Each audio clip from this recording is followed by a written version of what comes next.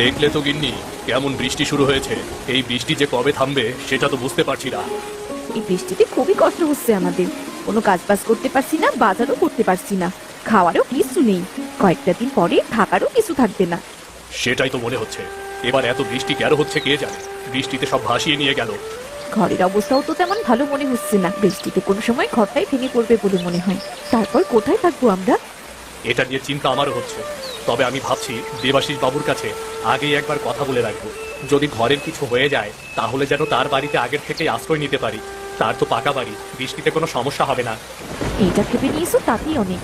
আমার মনে হয় না দেবাশিস বাবু কখনোই আমাদের তার বাড়িতে আশ্রয় দেবে। দেবাশিস বাবু গ্রামের মোড়ল হয়ে কি যে করলো, গ্রামের কোনো উন্নতিই করতে পারলো না। এই যে বৃষ্টিতে সব মাঠ ঘাট ঘর বাড়ি তলিয়ে গেছে, সেই বিষয়ে কোনো খবরই নেই তার। কি আর করা যাবে বলো, তিনি গ্রামের মোড়ল। তার উপরে তো আমরা কথা বলতে পারি না। আমরা যেভাবে আছি সেভাবেই থাকি। প্রার্থনা করো যেন তাড়াতাড়ি বৃষ্টি কমে যায়। বৃষ্টি কমে গেলে সবকিছু শুকিয়ে যাবে, ঘর আবার আগের মতো হয়ে যাবে। সেটা তো প্রতি মুহূর্তে প্রার্থনা করি গিন্নি, না হলে যে রাস্তায় থাকতে হবে। রাস্তায় থাকারও অবস্থা এখন নেই, সমস্ত জায়গায় পানিতে ভরপুর। বাবুল, গ্রামের কি খবর রে? গ্রামের খবরটা একটু নেওয়ার প্রয়োজন ছিল। গ্রামের সব খবর জেনে আপনি কি করবেন? যে বৃষ্টি শুরু হয়েছে তাতে ঘর থেকেও বের হওয়া যাচ্ছে না। সমস্ত মাঠ ঘাট পানিতে ভরপুর।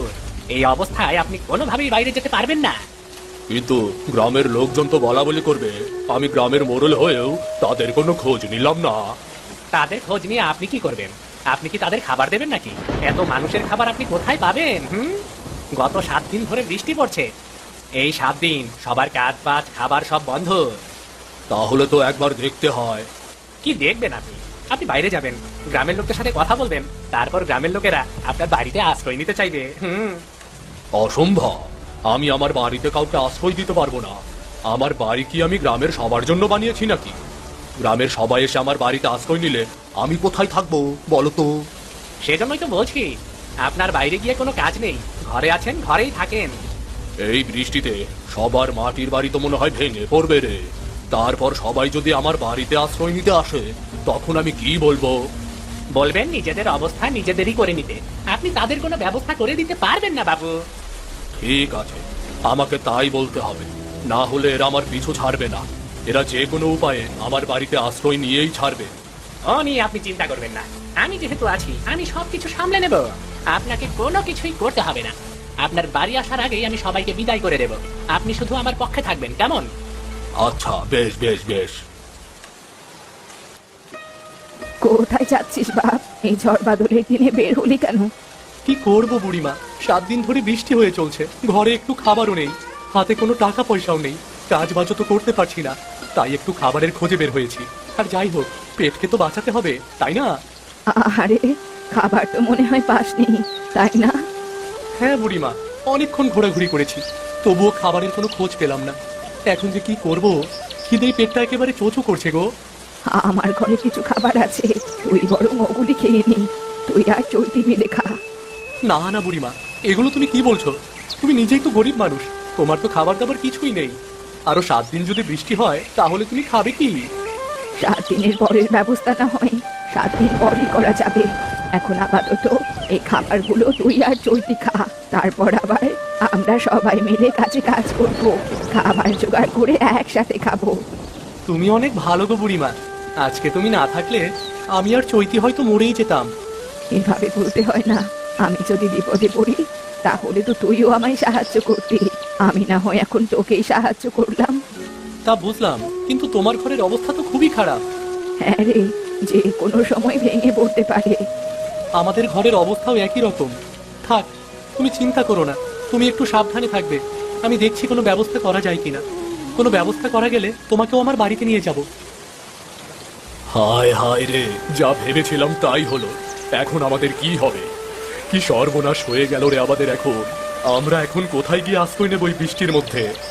আগেই বলেছিলাম আমাদের ঘরটা ভেঙে পড়বে, সে পড়লো তো এই বৃষ্টির মধ্যে পড়তে হতো। এখন আমরা বৃষ্টির মধ্যে যাব কোথায়? কোথায় কি আশ্রয় নিব? এই ঘর এখন কোনোভাবেই ঠিক করা যাবে না। আমাদের কি সর্বনাশ হয়ে গেল। এখন আমরা কোথায় থাকবো? থাক, এখন কান্নাকাটি করে আর কিছু হবে না।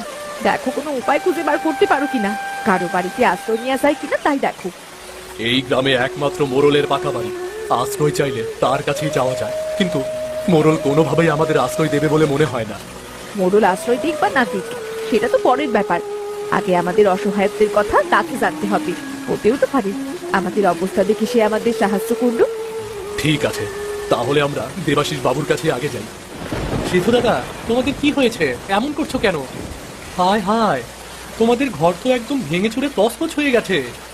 এজন্যই তো এমন করছিলে। আমাদের কত বড় সর্বনাশ হয়ে গেল। আমাদের ঘরের অবস্থাও খুব খারাপ। আমি এখন যাচ্ছি দেবাশিস বাবুর কাছে। দেবাশিস বাবুর কাছে সবকিছু খুলে বললে দেখি তিনি আশ্রয় দেন কিনা। দেবাশিস বাবু মনে হয় আশ্রয় দেবেন না, তাই আগেই দেবাশিস বাবুর কাছে গিয়ে কোনো লাভ নেই। তার চেয়ে বরং তুমি আমাদের বাড়িতে চলো। আমাদের ঘর যতক্ষণ আছে ততক্ষণ তো থাকতে পারবে।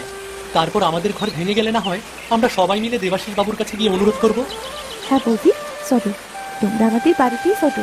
আমাদের ঘর যতক্ষণ আছে তোমাদের আশ্রয় নিয়ে কোনো চিন্তা করতে হবে না। বাবু, আপনি দাঁড়াবেন না। দাঁড়ালে আপনি পানির মধ্যে পড়ে যেতে পারেন। আপনি নিশ্চিন্তে বসে থাকুন। বসে থাকলে তো ভালোভাবে দেখা যাচ্ছে না রে। ভালোভাবে আপনি দেখতেও পারবেন না। বৃষ্টির যে তেজ, কখন যে কোনো অঘটন ঘটে যায় তা বলা যায় না। তার উপর পানির অনেক স্রোত, নৌকাও ঠিকভাবে চলছে না। আপনাকে যে কে বের হতে বলেছিল এর মধ্যে? মানুষের সাহায্য করি আর না করি, একবার তো দেখতেই হয়। তাহলে তো আর গ্রামের লোকজন আমাকে কথা শোনাতে পারবে না, বুঝলি না? আমার তো আর কোনো সমস্যা নেই, আমি নৌকায় করে ঘুরে বেড়াচ্ছি। বাবু, মনে হচ্ছে সিধুর ঘর ভেঙে পড়েছে। কিন্তু সিধু কোথায় গেল? আপনার কাছে তো আশ্রয় চাইতে এলো না। ভেঙেছে ভালো হয়েছে, কোথায় গেছে কে জানে। আমার কাছে না এসেছে আমি বরং খুশি হয়েছি। হয়তো গেছে কারো বাড়িতে। কার বাড়িতে আর যাবে? যার বাড়িতেই যাক না কেন, কিছুক্ষণ পরে তার ঘরও ভেঙে পড়বে। তাহলে আমি তো বড় চাপে আছি রে। সবার বাড়ি যদি এভাবে ভেঙে পড়তে থাকে তাহলে তো সবাই আমার কাছে এসে ভিড় জমাবে। বললাম তো, এ নিয়ে আপনি কোনো চিন্তাই করবেন না। আমি আগেই ওদেরকে সরিয়ে রাখবো। আপনার বাড়ির আশেপাশেও আমি ওদেরকে আসতে দেবো না, বলে দিলাম। তুমি আছো বলেই তো আমি নিশ্চিন্তে আছি, না হলে যে আমার কি হতো। চলো চলো, বাড়িতে চলো, অনেক দেখা হয়েছে। বৃষ্টি আরো বেড়েই চলেছে।